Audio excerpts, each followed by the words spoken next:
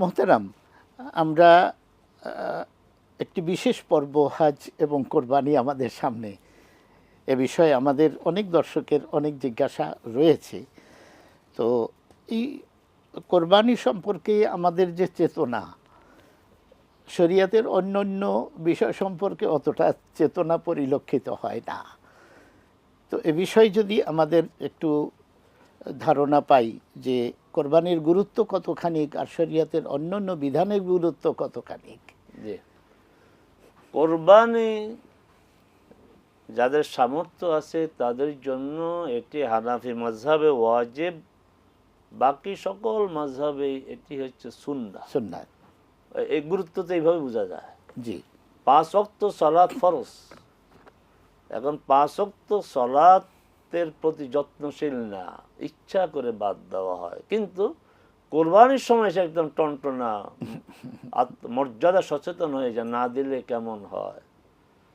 তাহলে এই বৈপরীত্য ইসলাম গ্রহণ করবে না। ফরজ আদায় করতে হবে।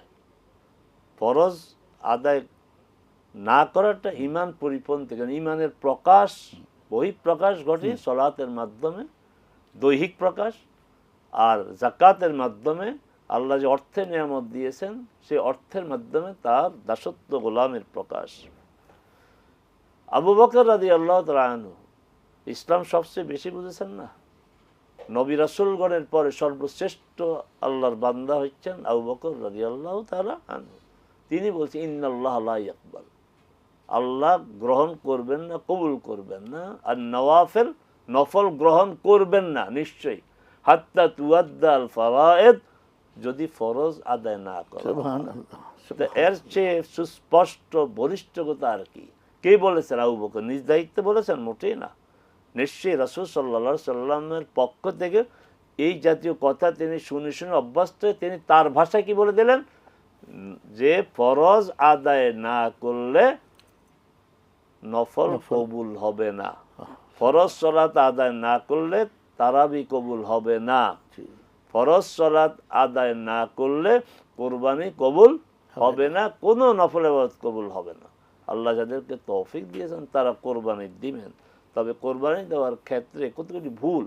একটা তো হচ্ছে প্রতিযোগিতা, প্রদর্শন ইচ্ছা, কে কত দাম দিয়ে কিনবে, বড়টা কিনবে দেখানোর জন্য, শেষ সব হবে না। লা ইয়ানালাল্লাহ লুহুমুহা ওয়ালা দিমাউহা, তার কাছে গোশতও যায় না, রক্ত পৌঁছে না আল্লাহর কাছে। আল্লাহ যেটা চান সেটা হচ্ছে তাকওয়া, আল্লাহকে ভয় করে এটা করা হলো কিনা, এগুলি খেয়াল রাখতে হবে।